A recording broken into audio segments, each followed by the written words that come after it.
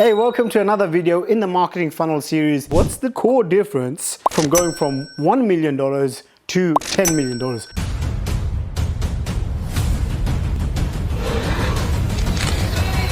What does it take to go from $1 million hitting the 2 comma club, $1 million, which works out to be about $84,000 per month, which is about $2,700 per day, to making your first $10 million?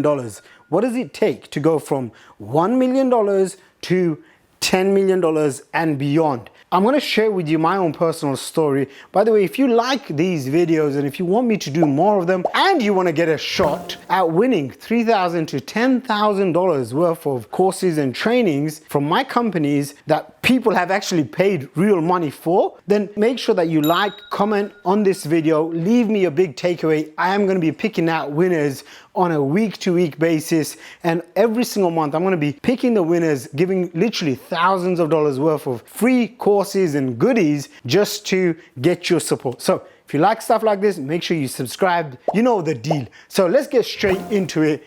$1 million to scaling to $10 million. When you can scale from $1 million, which is about $2,700 per day, 84 grand per month, $1 million income, to 10 million plus per year, 10 million is where you're, approaching that $1 million a month mark, $30,000 a day, where you have, a team and structure and systems in place. And what I found is usually people that are at the 6 or 7 figure level, people that are making, let's say, $10,000, $15,000 a month to 84K to 100K per month, 6 to 7 figures. By the way, the reason why I can talk about this is because not only have I lived through this and scaled past 8 figures and multi 8 figures, soon to be 9 figures, is because I too used to face these challenges. So usually what happens is someone who's making 6 to 7 figures, they're usually a one-man person, one-woman team. They have a very small team of people, sometimes 2 to 5 people, no more. Sometimes they go try to grow real fast and then they burn themselves out. And some of the challenges that they face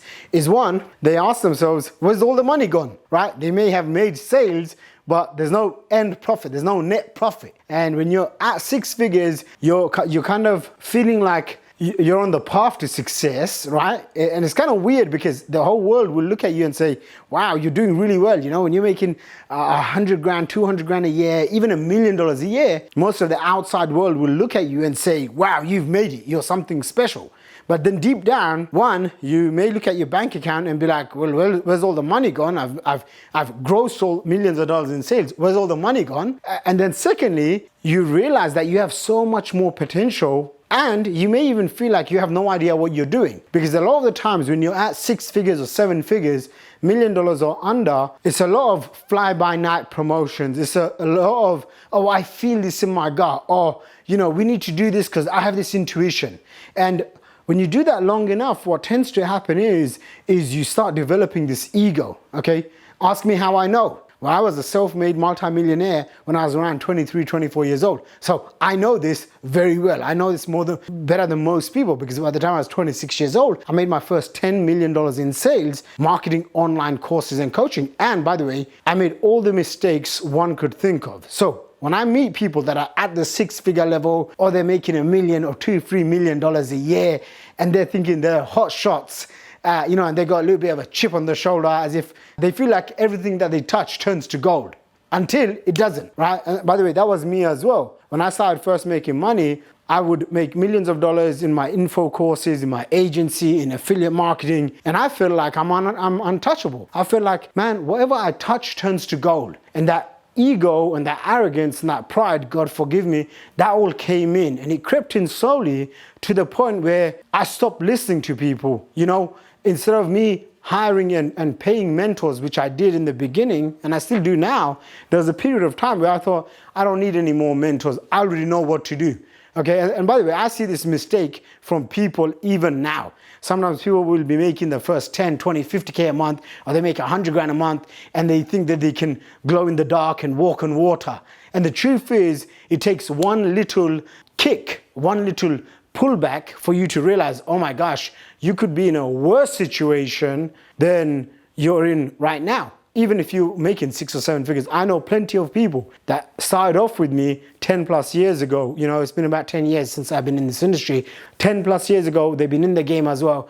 Some of them had a little bit of success and the success went to their head. Some of them struggled so bad, and then as soon as they made it, because they had poor money skills, they had poor money mindset, they had poor investing strategies, some of them went back below when they started. I remember a girl, I'm not going to mention her name, but she started off with us about 10 years ago, and she was doing affiliate marketing, I was doing affiliate marketing, we were both crushing it in this affiliate marketing company. We went on to become top earners out of like 250,000 people. But just a few years ago, I catched up with her online, and she was telling me how even after making over $1 million, okay, she lost all of it and then she went into crazy debt. And sometimes a lot of people, they can't mentally get over the fact that they just took a huge swing in the downhole negatively, right? And so, what are the keys that I found? What are the keys that can take you from 6 and 7 figures to 10xing, 100xing, getting to that magical 8 figures? How do you get to this nice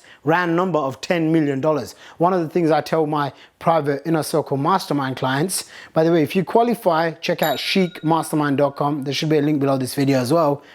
Shameless plugs all throughout my videos with no apologies. That's how I roll. All right, $10 million. I tell all my private clients, true wealth starts at $10 million.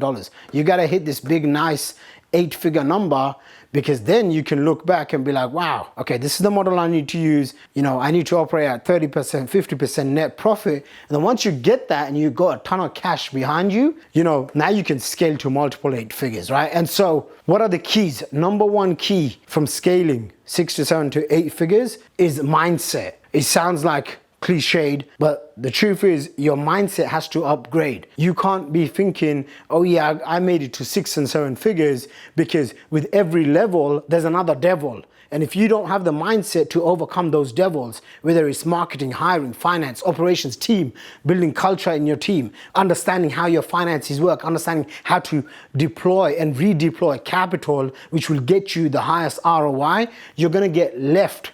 And as Tony Robbins says, your business is either growing or dying. And so if you don't understand this, your business is dying already, right? So you have to understand how to upgrade your mindset on a consistent basis. The fastest way I found this is through mentorship and masterminds. When you have the right mentor that has the results that you want, and someone has the results over and over again and they're proven, they can give you this perspective, right? And I want you to even write this down, because the perspective that you're gonna get from a proven mentor, someone who's experienced, someone who knows how to navigate the complexities of scaling a business, that's what's gonna give you time. That's what's going to give you more energy, more passion in your business, right? If you're stuck with not knowing what offers to create, how to view this problem or this challenge, it's a lack of perspective. So I always say you can go through life and business making mistakes, or you can get the right mentor that can show you how to navigate these things, right? And so one, upgrade your mindset. Number two, upgrading your marketing. What that means is, when you're doing 6 or 7 figures, it's usually, fly by the seats. I feel this, I'm gonna do that. This promotion one day, another promotion. Oh my gosh, we need to pay bills. Holy smokes, I got tax bill. How am I gonna afford to pay my payroll? Why is this customer trying to sue us? This person just refunded and chargebacked. Oh, I hate my team. Those are the kind of challenges that you go through when you're at that stage. And you start thinking, okay, you're really smart. Why isn't everyone else smart like you? And to that, one of the main issues is you have to, when you're at that level of scale, you have to really refine and define your ideal customer avatar and the marketing that you put out. Okay, so for example, when I was, back in the day, like 10 years ago, doing about 7 figures a year, what I would tend to do is I'll do a promotion here, that promotion there, this JV promotion there and here and there, and I never planted my flag. And once I did, and I said, hey, world, this is my message. This is the marketing that I'm going to be doing. And I focused on systemized marketing, right? Marketing that will work 24/7 without me. That's when I started seeing better results, better leads, better qualified applications, to the point where I generated over 1 million email subscribers, right? And now imagine you doing on and off marketing, you doing organic marketing, you posting on social media endlessly, endless content. Now, for some people it works, but those are very, very few in between. Okay, I know probably less than 5 people that can make it work well on social media organically. For most people, 99% plus, you need to have paid traffic. So you fix your marketing with systems, with operations, with campaigns that are evergreen instead of doing one-off promotions. And then the next thing that you want to focus on is your team. You know, the quality of your life will be determined by the quality of clients that you attract and the team that you surround yourself with. And the reason why you want to attract yourself with a winning team is so that when you have challenges and problems, someone else can come in and step in and solve that problem. If you are the smartest person in your company, if you are the smartest person, where you're CEO, you're founder, you got the hotshot titles, everyone respects you, they call you sir and boss and whatever else you demand them to call you, okay, you have a big problem because your business is only going to grow to your levels of intelligence, your levels of talent, your level of hard and grind work. How you get to be smart is when you go and hire smarter people, you stick them into your company, you show them a culture, you show them the culture, you show them a vision of where you want to get to, and then you walk away and you let the smart person figure out how to get there, right? And you let the team become smarter. So for me, I have a simple question that I ask myself on a week-to-week, on a month-to-month basis, which is this team getting smarter? Okay, is this team getting smarter? Because if they're getting dumber, it's only a matter of time before that's going to reflect in my business P&L, in my company accounts. So I want my income to be going up, right? I want my net profits to be going up. I also want my team to be creating assets. So if I find out, hey, the tech team is not working well with the marketing team, okay, something's going on, right? So I have to come in and lead from that perspective of who do I need to bring on the team? And a lot of the times, when you're stuck at, $1 million, when you're stuck at this level, it's usually a what problem, okay? I want you to get this. What campaign do I need to promote? What email should I write? What should I post on social media? What should this webinar be about?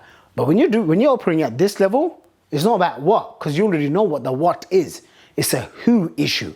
So for me, when I want to, like right now, I'm working on a webinar. It's going to be a $1,000 to $2,000 automated webinar. And that thing I'm planning to scale, that alone to scale to about $600,000 to $1 million a month in extra income. So on top of my business right now, I want to plug this in, and this little machine should generate $600K to about $1 million a month in automated sales from an automated webinar. Now I listed out, there's about 6 to 8 different components. Now I know what those components are. Now if I just stuck there and I stayed there and I thought, okay, you know what? I have to make these 280 slides and I have to do this and I have to do that. I have to get this product delivery like this. It's a lot of work, okay? Remember, that's the what. Straight away, after reviewing all of that, I said to myself, okay, I want this thing to be an 8-figure marketing driver, 8-figure machine. Who is there on my team that can help me? And then I asked myself this question, who can I bring on my team that can come in and help me? So as soon as you can shift your mindset from working in the business to on the business, number 2, you can upgrade your marketing so that you can attract higher levels of quality clients at volume, at scale, which usually means exhausting one traffic source and diversifying into multiple sources of traffic. And then number 3, upgrading your team so that you can step away and have experts help you build your team, build your entire business. Those 3 shifts can dramatically take you from 6 figures, 7 figures to the 8-figure level and beyond. So if you like videos like this, leave me a comment. Let me know your number 1 takeaway, and I shall be seeing you in the next video. Don't forget to like, subscribe, comment. See you then.